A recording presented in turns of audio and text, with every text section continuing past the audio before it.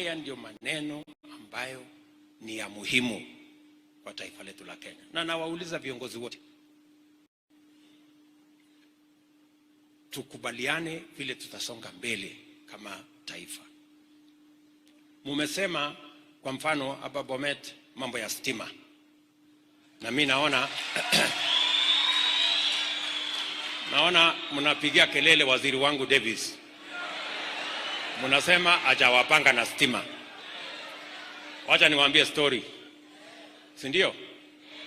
Sasa hiyo maneno ya stima. Hapa Bomet watu 50% ya Bomet, 81,150 people tumewawekea stima.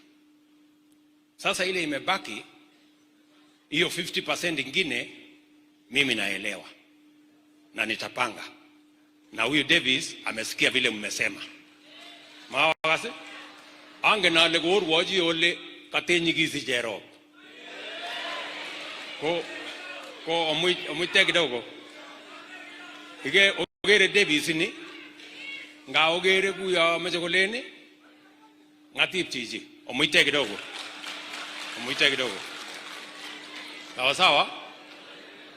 Mambo yale mengine mimi nataka niwahakikishie wa Kenya. Vile nilisema jana,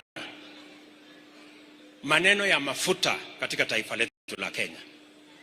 Ni vizuri nieleze watu wa Kenya, tuache siasa duni na porojo ndogo ndogo.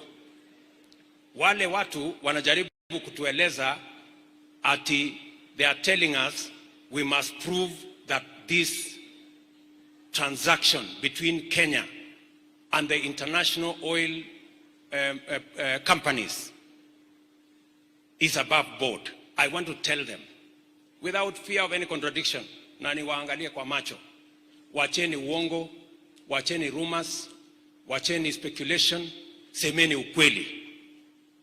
Hapa Kenya, wakati mimi nimechaguliwa kama rais, watu walikuwa napiga mlolongo kwa petrol station, hakukuwa hata na mafuta.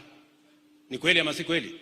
Si watu walikuwa wanahangaika kupiga foleni, unaenda petrol station hii hakuna mafuta, unaenda hiyo ingine hakuna mafuta.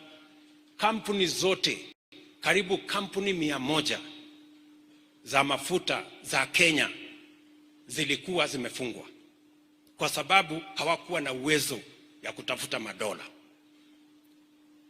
Hiyo transaction tumefanya imesort out mambo matatu. Ya kwanza, imesort out matatizo ya supply